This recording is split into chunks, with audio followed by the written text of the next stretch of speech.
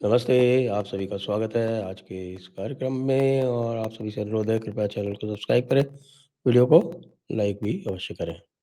कल 3 बहुत बड़े-बड़े काम हुए और वैसे तो कल ध्वजारोहण का दिन था और ध्वजारोहण के बाद भारत के रोम-रोम में एक ऊर्जा का संचार हुआ और जिसको कहते हैं कि साहब कि भारत के शरीर का जो प्राण तत्व है वो राम है। वो राम से वो पूरी तरह से जो शरीर है वो परिपूर्ण हुआ। तो ये तो एक बात हुई।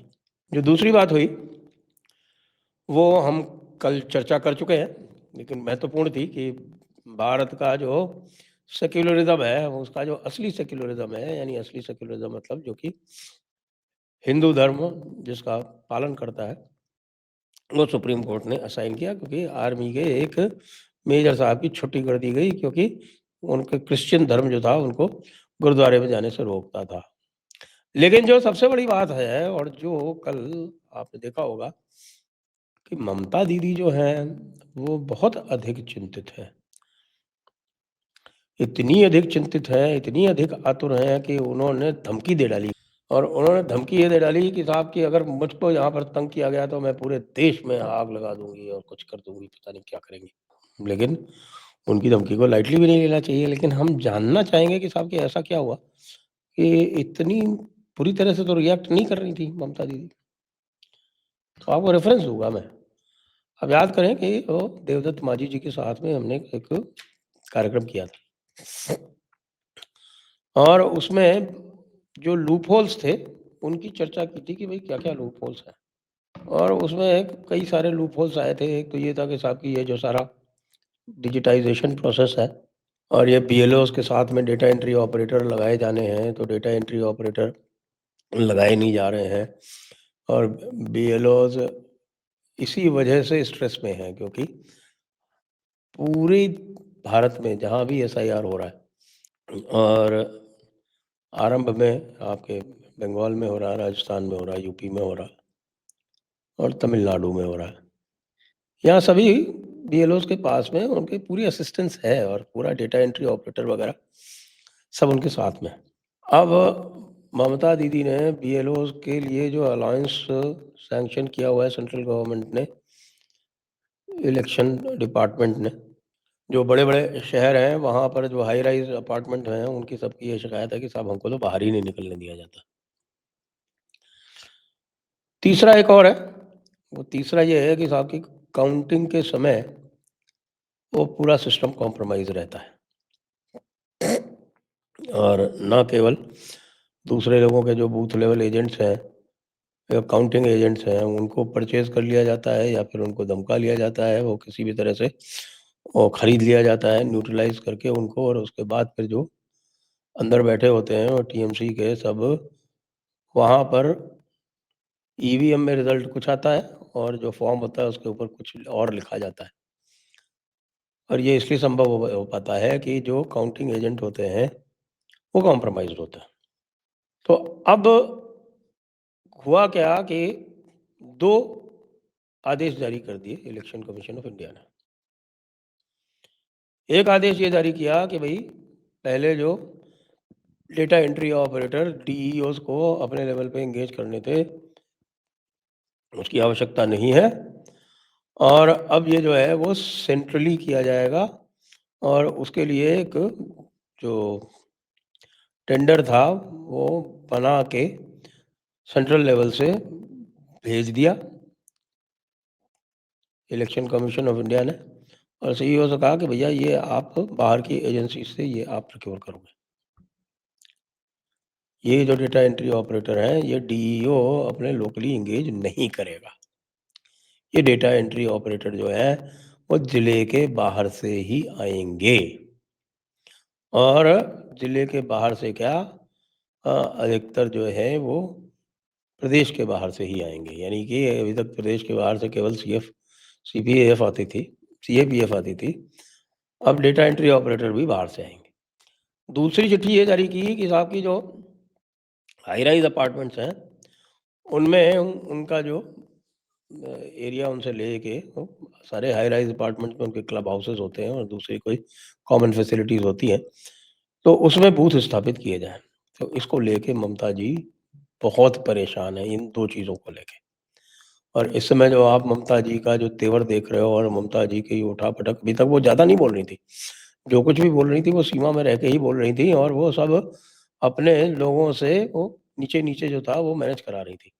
लेकिन इन 2 आदेशों के आने के बाद में बात उनके हाथ से बाहर चली गई। बीएलओ डेटा एंट्री ऑपरेटर से बच के टीएमसी के जो लोकल लेवल के लोग हैं उनकी बात मान के कुछ नहीं कर पाएगा, क्योंकि डेटा एंट्री ऑपरेटर भी उसके ऊपर चेक की तरह काम करेगा। यानी बीएलओज़ को धमकाया भी जा रहा है, बीएलओज़ को लालच भी दिया जा रहा है, बीएलओज़ को हर तरह से कॉम्प्रोमाइज़ करने का प्रयास भी किया जा रहा है। उसके लिए ये तुरुप का इक्का चल दिया इलेक्शन कमीशन ने। इससे ममता दीदी बहुत परेशान हैं। और इसके बाद में अब आगे भी सुना है कि आगे भी कार्रवाई होगी और अ, जितने भी जो होते हैं आपके काउंटिंग की जो प्रक्रिया होती है, तो काउंटिंग की प्रक्रिया में भी जो डिजिटाइज़ेशन का कुछ इस प्रकार का सिस्टम लाया जाएगा कि जो ईवीएम खुलेगी, वो ईवीएम भी सीसीटीवी रिकॉर्ड करेगा या उसकी रिकॉर्डिंग की, वेबकास्टिंग की एक अलग प्रक्रिया होगी। ऐसा नहीं हो पाएगा कि साहब कि ईवीएम कुछ बताए और जो आप ईवीएम रिकॉर्डिंग फॉर्म है, उसमें आप कुछ और लिख दें, क्योंकि आपने सामने वालों के काउंटिंग एजेंट्स को खरीद लिया है। ये भी नहीं हो पाएगा। तो इससे भी ममता जी दिख रहा है उनको कि डायरेक्शन कहाँ जा रहा है। और जो चर्चा खुली हो रही है, जैसे जयपुर डायलॉग्स पर हुई या अन्य और जो चैनल्स इत्यादि हैं, उन पर सब हो रही है कि किस प्रकार की मैल प्रैक्टिसेज़ होती हैं। तो इससे भी ममता दीदी बहुत चिंतित हो गई। तो फिर ये जो हाई राइज़र्स की बात है, ये एक बहुत बड़ा स्कैंडल है। ये सब जानते हैं कि हाई राइज़ेज़ में जहाँ भी हाई राइज़ अपार्टमेंट्स हैं, वहाँ हाई राइज़ अपार्टमेंट के गेट के बाहर कुर्सी डाल के टीएमसी के गुंडे कह लें उनको, कार्यकर्ता कह लें, वो बैठ जाते हैं चुनाव के दिन और उनसे कह देते हैं कि आप नहीं जा सकते। तो आप देखें कि ये तो ट्रिपल वहमी नहीं, ये तो क्वाड्रुपल वहमी हो गई। कि आपने जो मेजर एरियाज़ थे वो प्लग कर दिए। सबसे पहले तो ये अ, मृत व्यक्ति वोट डाला करते थे, वो आपने रोक दिया। गलत बात है भई। मृत व्यक्ति को यदि वोट डालने का हक नहीं होगा, तो बंगाल का चुनाव कैसे होगा? बंगाल के चुनाव की तो ख़ासियत यही है कि वहाँ पर हर 5 साल में मृत व्यक्ति जो हैं वो वोट डालने आते हैं।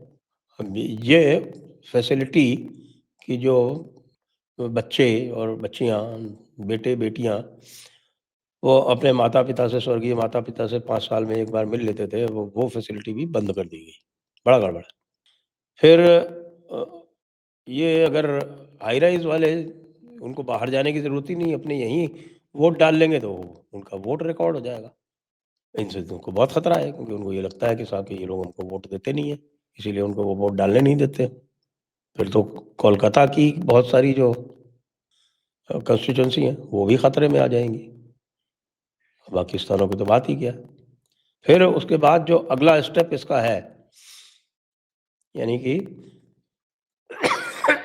यदि आप डेटा एंट्री ऑपरेटर्स बाहर से ले आते हो और फिर उन डेटा एंट्री ऑपरेटर्स को काउंटिंग हॉल में बैठा देते हो, तब भाई क्या होगा?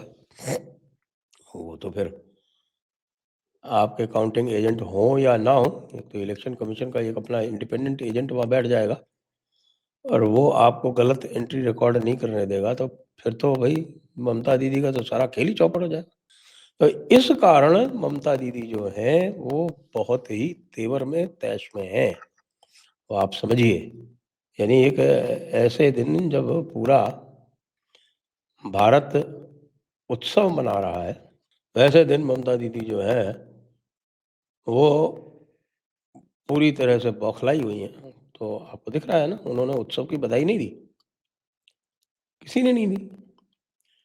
राहुल गांधी ने भी नहीं दी, अखिलेश ने भी नहीं दी, तेजस्वी लालू ने भी नहीं दी, आपके डीएमके ने भी नहीं दी, किसी ने नहीं दी।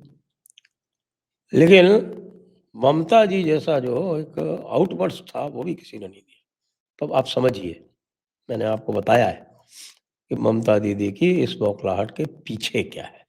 जय हिंद, जय भारत, वंदे मातरम।